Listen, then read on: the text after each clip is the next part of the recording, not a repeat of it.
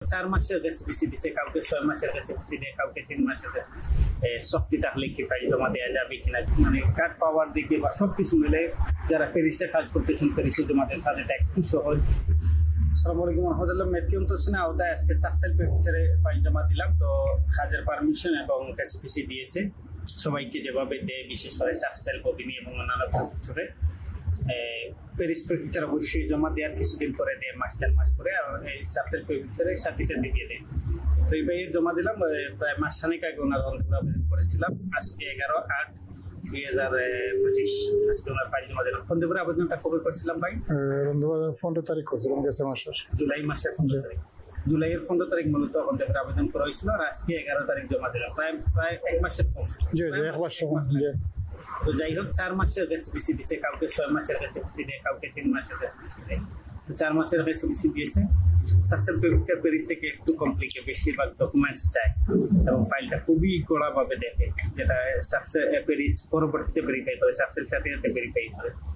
তো সব মিলাইয়া আমরা আশা করতেছি 2-3 মাসের ভিতরে হয়তো সবকিছু ঠিক থাকলে কার্ড পাবে। কিন্তু প্রেফেক্টারে যেহেতু আজকে প্রায় দীর্ঘক্ষণ বসাছিলাম, তাদের সাথে আলোচনা করলাম যে শক্তি থাকলে কি ফাইল জমা দেওয়া যাবে কিনা। যদিও আমরা জানি যে শক্তি থাকলে সিচুয়েশন পরিবর্তন হলে অনেক ক্ষেত্রে জমা দেওয়া যায়, অনেক ক্ষেত্রে জমা দেওয়া যায় না। ওনারা যেটা ক্লিয়ার করলেন যে যদি আন্তর্জাতিক বন্ধক থাকে, তাইলে আন্তর্জাতিক থাকলে জমা নেবে না তারা, শক্তি থাকলে নিবে। শুধু শক্তি থাকলে তাও ফাইলের উপরে নির্ভর করবে যে শক্তির পরে কতটুকু পরিবর্তন আসছে ডসিয়ারে, ওই সকল বিবেচনা করে নিবে। সব মিলিয়ে আমার কাছে মনে হয়েছে যে শক্তি থাকলে কমপ্লিটে ফাইল জমা দেওয়াটা না, জমা দেওয়াটা উত্তম।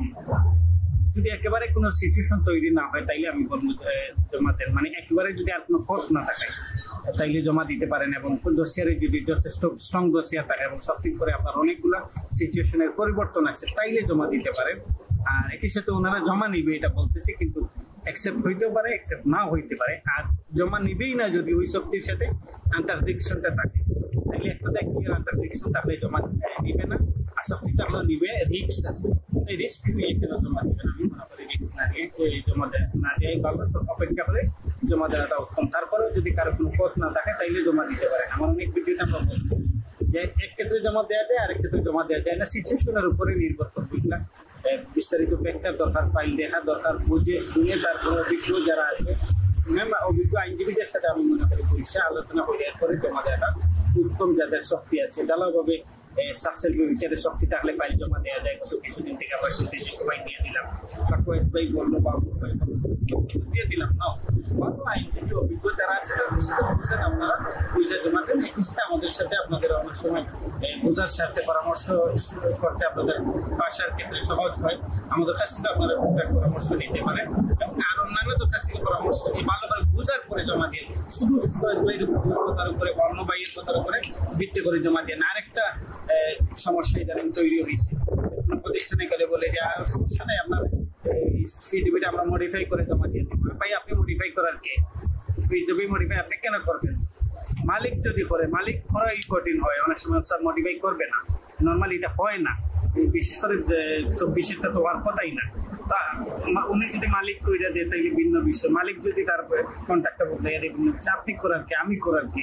কোনো প্রতিষ্ঠানে এটা না করা উত্তম আমি মনে করি, বা আপনারাও করাবেন না। কোনো প্রতিষ্ঠানে গিয়ে আপনি কেন বলবেন মডিফাই করে দেন? আপনার যে পোস্ট আছে যদি ওইটা মেথিউন পোস্টের আন্ডারে পড়ে তাইলে আপনি জমা দিবেন, যদি না পড়ে তাইলে নতুন করে আপনি পরিবর্তন কইরা ওই সেক্টরে কাজ কইরা অপেক্ষা করে তারপরে জমা দেন। রিস্ক নিয়ে জমা দেওয়ার আমি মনে করি না প্রয়োজন আছে। হ্যাঁ, যদি কারো 7 বছর হয়ে যায় বা 6 বছর হয়ে যায়, ফাইলটা স্ট্রং আছে, তাইলে আওএসের আন্ডারে সার্কুলার যেটা আছে, সার্কুলার তাইয়ের আন্ডারে হয়তো জমা দিতে পারে। এটা ভিন্ন কথা, ভিন্ন আলোচনার বিষয়। কিন্তু মেথিউন পোস্টের আন্ডারে জমা দিলে অবশ্যই কাজটা মেথিউন পোস্টের আওতায় করতে হবে। কোনো প্রতিষ্ঠান বা আপনি নিজে ট্যাক্সি মানে বৈষা মডিফাই করে জমা দেওয়াটা আমি মনে করি না ঠিক হবে।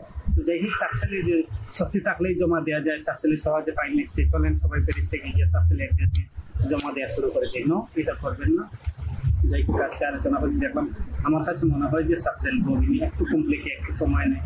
এই মুহূর্তে সবচেয়ে মানে কার্ড পাওয়ার দিকে বা সবকিছু মিলে যারা প্যারিসে কাজ করতেছেন প্যারিসে জমা দেওয়ার কাজটা একটু সহজ। যদিও কাজের পারমিশন সাথে সাথে না দেয়, কিন্তু কিছুদিন পরে দেয়। এই হতাশ হওয়ার কিছু নাই। বেশ কিছু মানুষের বন্ধু আসতেছে এবং ফাইল জমা দেওয়ার পরে অনেকের কাজের পারমিশন আসতেছে, অনেকের আবার কার্ডের মেসেজ আসতেছে। এই জন্য আমরা বেশ কয়েকজনের পেলাম, আবার রিজেক্টও আসতেছে। তো রিজেক্টের কথা গতকালকে বললাম যে টোটাল এ পর্যন্ত আমরা 3 জনের রিজেক্ট পাইছি, হয়তো আরো যারা জমা দিচ্ছেন তাদেরও রিজেক্ট আসছে, জানি না ওনারা বলতেছেন কিনা। তো সব মিলিয়ে ফাইল যেভাবে পাবে ফাইলের সমস্যা তাহলে রিজেক্ট হবে, এটা যে বাধ্য প্রেফিচার দিতে না, যেহেতু অ্যাডমিশন এক্সেপশনের প্রেফিচার চাইলে কার্ড দিতেও পারে, প্রেফিচার চাইলে রিজেক্টও করতে পারে, টোটাল সিচুয়েশন মিলে। ধন্যবাদ।